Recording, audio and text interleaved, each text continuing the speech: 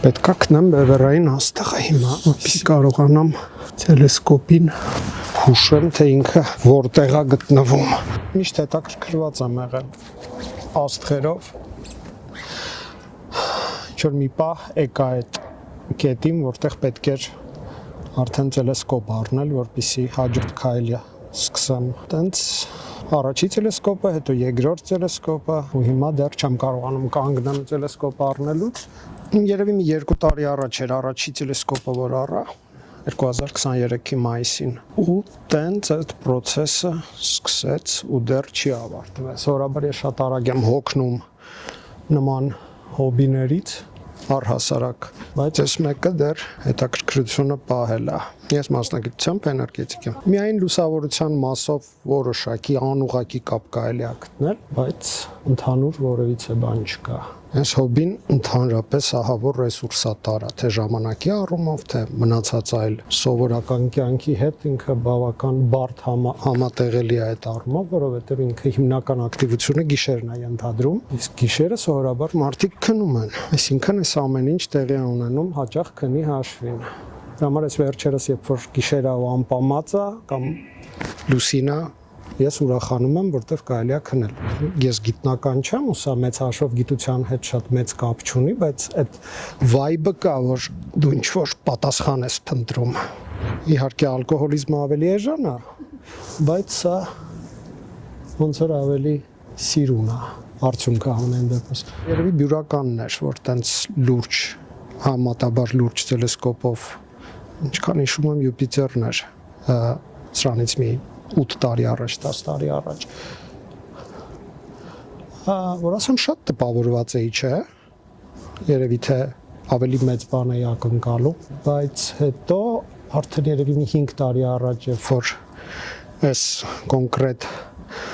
տեխնոլոգիան բավական աճեց, որպեսզի հասնի արդեն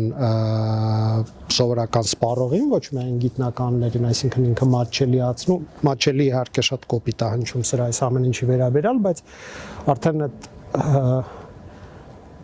լուրջ գիտական սարքավորումները չէր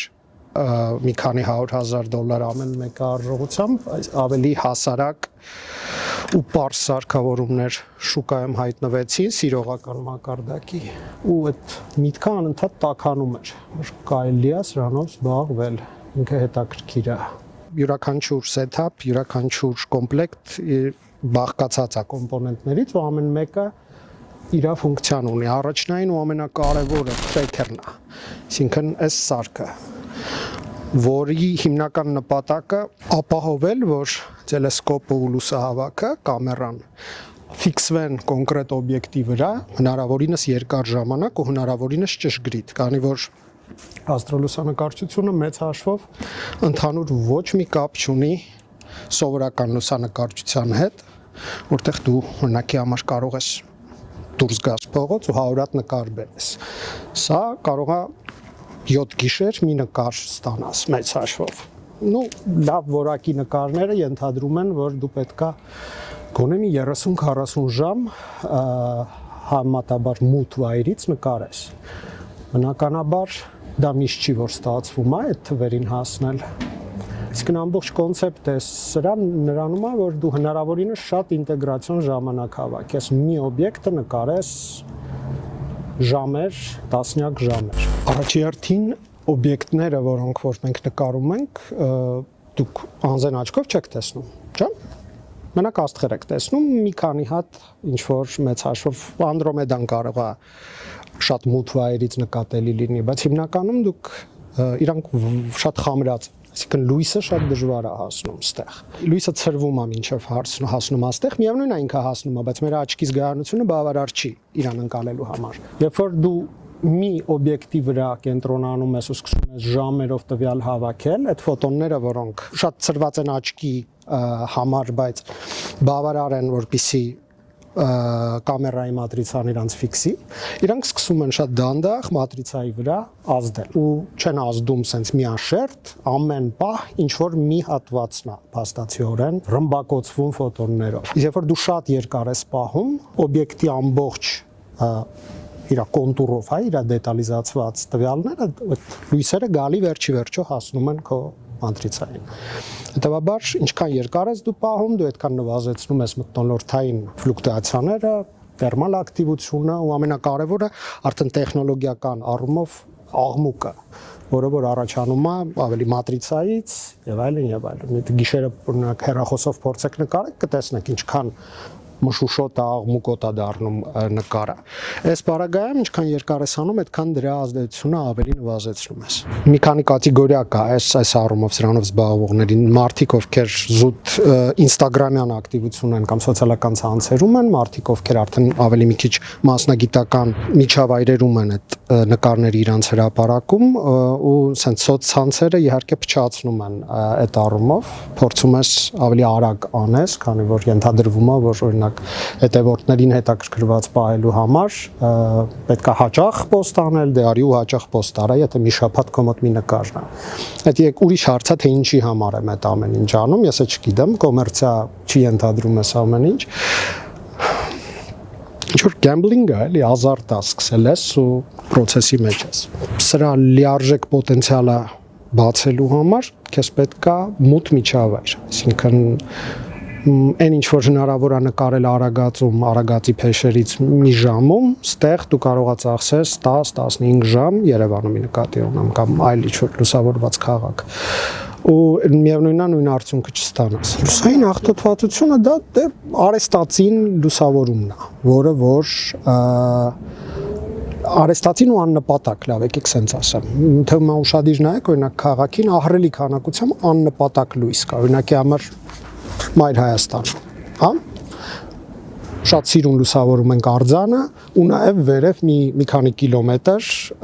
ում ենք լուսավորում։ Դրա գեղեցկությունը որն է։ Այսինքն հա, նույնիսկ գեղեցկության առումով, եթե հիմա շատ սուբյեկտիվ է այդ ամեն ինչ, բայց եթե նայենք ինչ ազդեցություն է ունենում դա շրջակա միջավայրի վրա, կենթանական աշխարհի մարդկանց առողջության, այդ ամբողջ հետազոտությունները նոր են սկսում։ Այսինքն ինքը բավական ուշ բացահայտված ու քիչ քննարկվող թեմա է, լուսային աղտոտվածությունը, բայց զարգացած երկրներում դրա մասին բավական լուրջ հետազոտություններ կա, սկսած մելատոնինի արտադրանքից օրգանիզմում մարդու ցիրկադային ռիսկը վերջացրած մինչև կարդիովասկուլյար եւ նույնիսկ մինչև քաղցկեղ։ Դրանք այդ հետազոտությունները բավական նոր են, այսինքն հələ բավական տարածում չեն ստացել, չեն քննարկվում տենց ակտիվ երևի թե նաև հիմնավորման հետ կապված դեռ ամեն ինչ բարձ չի, որտեղ տենց ուղղակի հայտարարություն անելով չի, պետք է ռեալ ապացուցողական process-ով անցնես։ Բայց այն ինչ որ ունենք հիմա արդեն ենթադրում է, որ ինքը բավական լուրջ ու բացասական ազդեցություն ունի նույն մարդու առողջության վրա, իսկ այն մարդկանց, ովքեր մի քիչ էլ հետաքրքրված են շրջակա միջավայրի, կենթանական աշխարհի, էլ ավելի բարդ է այդ ամեն ինչ նրանց դեպքում։ Ու նույն պատմություն միշտ օրինակ է բերվում այդ առումով, որ նույն ազբեստը սրանից մի 30-40 տարի առաջ համարվում էր շատ էկոլոգիապես մաքուր մատերիալ, մանկապարտեզների կտուրներն են ու շիֆերը, երևի թե վազվզել եք վրայով։ Ինչը հիմա արդեն համարվում է ծայրահեղ կանցերոգեն, որտեղ մասնիկները, որոնք շնչում են մարդիկ ու թոքերի մեջ մտնում, էլ դուրս չի կարող, օրգանիզմը չի կարողանում դրանցից ազատվի ու դա բավական լուրջ քաղցկեղի ռիսկ է առաջացնում։ Հիմա այդ առումով մենք ունենք արդեն ինչ-որ զանգակներ, որ լուսային աղտոտումը հեչ լավ բան չի։ Մենք էլ համենայն դեպս Հայաստանում մի քիչ ոնց որ ամեն ինչ անում ենք ծայրահեղ ենք անում։ Դրա համար ոնց որ ձգտում ենք Լաս Վեգասին։ Մրցում ենք լուսավորությամբ Լաս Վեգասի հետ, հաշվի չառնելով, որ մեծ հաշվով մեր երկիրը բավական փոքր է։ Ու Երևանի նույն աննպատակ լուսավորությունը ազդում է միջավայրում կամ Երևանի շրջակայքում ամբողջ տարածության բնակավայրերի վրա։ Կա Բորտլի սանդղակ։ Դա սանդղակա 1/9-ը, որով որ գնահատվում է երկնքի մթությունը։ 1-ը ամենամութն է, 9-ը ցերեկ, կոպիտ ասած։ Ոնց որ օրինակ Երևանում։ Այստեղ 8.5-9 է հատվածում, քաղաքի կենտրոնում 9, այսինքն որևիցե բան դու չես կարող այնտեղ ռեալ անձեն աչքով տեսնես, բայց երևի լուսնից ու Յուպիտերից ամենավարկան մեկ է լուսաբերը Վեներան կարող է լինի։ Հայաստանում Բորտալ 2-ից ավելի մութ վայր մենք չունենք, այսինքն նույն Բորտալ 1-ը մեր համար արդեն ավարտված է։ Մենք էլ չենք կարող համատվել այդ առումով որևիցե ինչ-որ մութ վայրի հետ։ Իրականում տեղը ընտրում ես ոչ թե իրա ինչ-որ գեղատեսիլ վայրով, սիրունա եւ այլն, այլ հիմնականում կողմնորոշվում ես քարտեզի այդ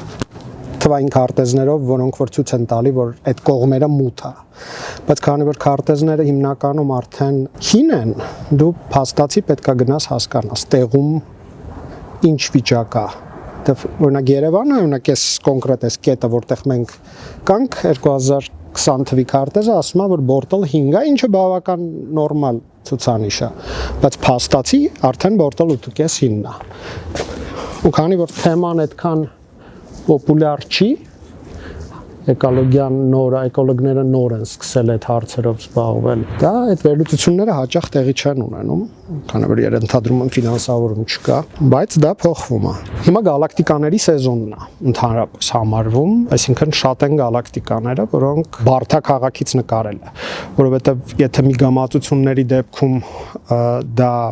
դրա արտանետումները կոնկրետ գազային են, այսինքն օքսիգեն, հիդրոգեն, սուլֆուր, գալակտիկաների դեպքում իրանք արտանետում են իրանց լույսը ամբողջ սպեկտրով է։ Հետևաբար դու իրանց ֆիլտրով չես կարող նկարել, որ սահմանափակ ես ասես մենակ կապույտն եմ նկարում, դու կորցնում ես մի ամբողջ կապույտի, դու ընդհանրապես կապույտի մի կտորն ես հավաքելու, հա, կապույտը շատ ավելի մեծ սպեկտր է։ Հետևաբար պատկերը ինքը լավ չի լինելու Երևանից եւ որտեղ որ LED-երը, որոնք նույնպես արտանետում են ամբողջ լույսի սպեկտրում իրանց լույսը, այսինքն ինտերֆերենցիան շատ մեծ է, հետևաբար պատկերը շատ խամրած է լինելու, դետալիզացված չի լինելու, հարթ է լինելու, ամենակարևորը ահավորը աղմկոտ։ Դրա համար հիմա կփորձենք գտնենք ինչ-որ մի միգամածություն, որը որ այս բային կա, ու տեսնենք ոնց ենք նկարում։ Ցիրկաթինում միգամածություններ ունենք ահռելի քանակի ու տրիլիոն հատ գալակտիկա, որը մեծ հաշվով իհարկե ոչ բոլորն են մեզ երևում։ Յուրաքանչյուր սեզոն ունի իր sense նախընտրելի օբյեկտները։ Մենք սահմանափակված ենք մեր կիսագնդում հասանելի օբյեկտներով, ոնց որ նաև հարավային կիսագունդը սահմանափակված է իր օբյեկտներով։ Դու նկարում ես հարյուրավոր կադրեր, ամեն կադրը ենթադրում է, որ պետք է ունենաս մի 30 վայրկյանից մինչև 300-500 վայրկյան էքսպոզիցիա։ Այսինքն իդեալականում եթե Երևանից ենք նկարում, պետք է ունենանք մի 500 կադր, 3 րոպեանոց կադրեր, 180 վայրկյան։ Ու դա դու հետո պետք է ստեք անես, համադրես այդ կադրերը, որպեսզի վերջնական պատկերը ստանաս։ Դրանից հետո արդեն որոշակի գեղարվեստական ազատություն ես քեզ թույլ տալի գույնային առումով, ավելի պարզ ու պատկերավոր լինի, որ միգամածության որ կտորն է ինչ գազից կազմված, թե չէ որ շատ բնական գույներով թողենք, ինքը այդքան հրապուրիչ չի նայվի։ Գույների հիմնական տրամաբանությունն էլ դե կոչվում է Hubble պալետ, Hubble-ի պալետը, որը որ հիմնականում NASA-ի Hubble-ի նկարներն են տենց այդ տրամաբանությամբ գունավորում։ Բոլոր այդ շատ ինտենսիվ գազային միգամածությունները փորձում ենք այդ տրամաբանության մենք էլ շատ հաճախ գունավորենք, որտեղ ինքը ոնց որ մտածված է ու պատկերավոր է ցույց տալի օբյեկտը։ Հիմա տեսնենք ինչ ունենք։ Հյուսիսային Ամերիկա միգամածություններ։ Ինքը երևի բոլոր սկսնակների առաջինն է, որովհետև ինքը համ մեծ է, համ դժվար է իրան, այնքան սիրուն է, որ շատ դժվար է իրան վատ նկարել։ Ամենավատ ձևն է, հնարավոր բոլոր սխալներն է անես, մեկը ինքը վերջում շատ գեղեցիկ է ստացվում։ Մի խոսքով ամենատենց ներող միգամածությունն է, որի վրա կարելի է պարապել։ Ինքը շատ կոնտրաստային է, կարմիր, կապույտ։ Հիմնականում այն որ նոր էի սկսում բալկոնից էի նկարում, այն ժամանակ մի 3 տարի առաջ, այն ժամանակ դեռ այս կարգի արհեստական լուսավորությամբ շրջափակված չէի, որտեղ հիմա եթե իջնեք շենքի առաջի հարկ կտեսնեք, որ այնտեղ ցերեկվանից էլ ավելի լույս է։ Քանի որ ես բարձր հարկ չեմ, երրորդ եմ, այնտեղ արդեն դարավ անհնարին։ Հիմա ստիպված արդեն կտուրն է դարել։ Երկրորդ ամենավատ դիրքը, եթե շատ եմ ալարում քաղաքից դուրս գամ, ստիպված բարձրանում եմ կտուր։ Կասիապեայի ուրվականը, ին ամենաբարդ օբյեկտներ, որը նկարել եմ,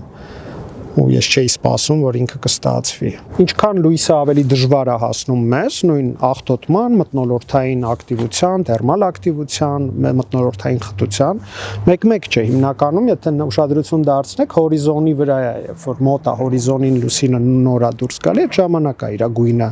ավելի կարմիրին խփող։ Այսինքն լույսը ավելի դժվար է մեզ հասնում, հետևաբար ալիքը ձգվում է, ինքը կարմրում է։ Սա լուսինն է մոտիկից, հնարավորինս շատ կադրեր է սա ապահովում, որպեսզի հետո այդ կադրերից ընտրես լավագույն 50-ը 100-ը ու էլի ստեքան ես, բայց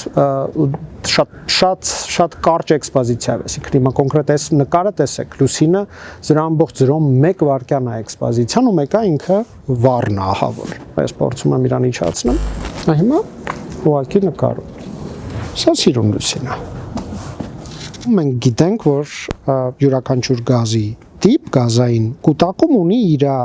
լուսային սպեկտրը, որը որ ինքը արտանետում է, հետևաբար